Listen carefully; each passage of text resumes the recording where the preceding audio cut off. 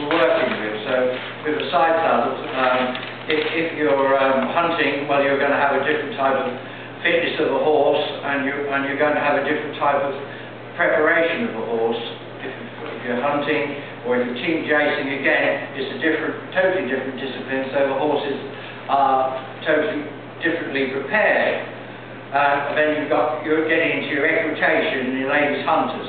An equitation horse will be much more of a dressage type horse up to a point, and as against a ladies hunter, which will carry considerably more weight. Why, I don't know, but that's how they like them in the showroom. They like them slightly over fat and podgy. All like me, I make it show. So that is where you go with your turnout. And when you're doing the turnout, as part of that, you've got a preparation of the horse as you're shoeing, because you can have different types of shoes for different types of disciplines. Again, if you're eventing, you'll possibly have stud holes. Same with hunting, you'll probably have studs in the shoes so they don't slip. And if you're showing, with some of them, you'll have aluminum plates to take out in front of the feet. Well, is that right? Yes. You make them lighter so we get a nice whooping. Great. So you've got to think about that side of it. Also, you've got to think about the clipping of the horses. What you're going to show. If you're hunting, you've got to have them clipped out.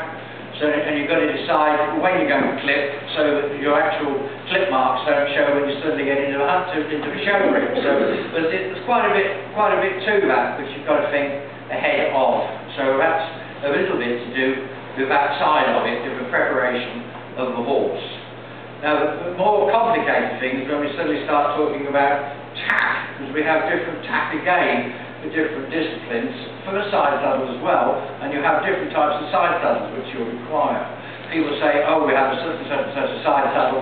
Well, it might be fine for what you're doing, it might not be fine for something else you're doing. So really, a lot of people on the hunting field prefer a saddle with a very, very slight dipping, just a fraction, not too much. I don't mean one of these old buckets with the right leg stuck up in the air and you're waving to the troops with the right leg. No, not one of those, but some of them like a very slight dipping, and a lot of that occurs from the old ladies who used to ride. I'll often be going and say, Mr. Philpot, can you have a look at my saddle? I've ridden on it for 50 years, but I think it wants looking at. You get to it, and there's no wedge in the seat at all. They're just sitting in the bucket in the middle. So they feel beautifully safe, don't they? They're sitting in this hole, and off we go, and if the horse goes left, well, they go all the side of the tree to sit against before they fall off. So I get all carried away, and I get this saddle beautifully built, beautifully flat, and they say, you've ruined my saddle, I can't ride it anymore. And it's purely because you've altered how the seat is itself. And people don't realise, you see these beautiful flat saddles, is that what you really want? Not necessarily. Sometimes you want one with a bit of a hole in it. Well, our president, Betty Skelton, didn't have anything else at all. So I remember I went to check it and I sat on it, and there it was, Mrs. Betty Skelton, pride and joy, the president, and I loved it a bit, the Side Saddle Association, and there was this lovely saddle with a champion Wilton bar on, with a bit of string and an orange stirrup hooked on it. So there you are, you see, so you can adapt to do. So you mustn't get too black and white with this job, alright? But go back onto the seat, you really want a fairly flat seat as possible, mainly for jumping, because now we jump with a forward seat. So that's why I was bringing this up. But with the hunting, you don't want to jump too much in the forward seat. You've got to be sitting upright, because when you're coming into some of these hedges and ditches, the last thing you want is to be in a forward position. You've got to be able to sit there and wait for the ground to meet you when you land. Okay, so don't think, but when you're doing equitation jumping and show jumping, you need a slightly more of a flatter seat so you can follow through with your weight through to the back of the right knee. So there are slight differences in saddles for the purpose of what you're using them for. So there isn't a norm, they're not all the same, and people like, that's why I said, well, what, ride this saddle, I can't ride that saddle. And you've got to watch out for the foreign imports, especially some of them, because they don't know what flat is.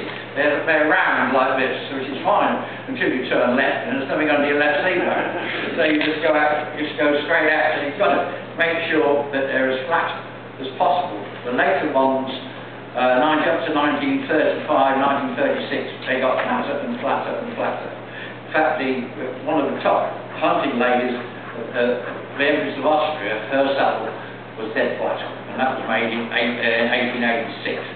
So it has come through, and the dip saddles came. The dip saddles were part of, prior to that, and from about 1886 onwards, the saddles started to get flatter and flatter and flatter. So now they're dead flat. Most of them are. Alright? So you just got to think what you're using the saddles for. But I like, when Laura makes saddles up for me now, I'll often ask her to make sure that the web under the right seat bone is just a little slacker than the left seat bone. So my rider's just drop in a hole. Now what that's done also, when you think about by altering that saddle, you've actually corrected the balance of the rider to a certain extent, because you've actually moved the right seat bone underneath the saddle, which means that you can use the left seat a little bit more. You balance the rider through the seat itself. So a lot of the later saddles made by Nina Susan and some of the others now, Laura makes them up, we always build them up now in the seat itself under the left seat bone, rather than having to overstuff the near side panel to get the kick to balance the rider. That makes sense? Anybody? Any questions on that? It's quite important. The main thing of side saddle riding is to be able to balance your rider. You can put your rider on there, sit there, she's supported, and she can ride on both seat bones. There's probably a little more weight on the right side, but she should have weight under her left seat bone. If you haven't got weight underneath your left seat bone, then you have to put a tin tack underneath it. If you do that, then you shoot yourself, as far as I'm concerned. And I go mad when I read a whole ride with a tin tack under your left seat bone. Well, how are you going to use your seat? You know, we've moved on from then now. We do some quite complicated dressage moves and everything, and it all comes off the seat. So you've got to be able to use both seat bones. So in modern riding, the saddle must be balanced. It didn't matter in the 1920s. They got 5 acres before they needed capital or something.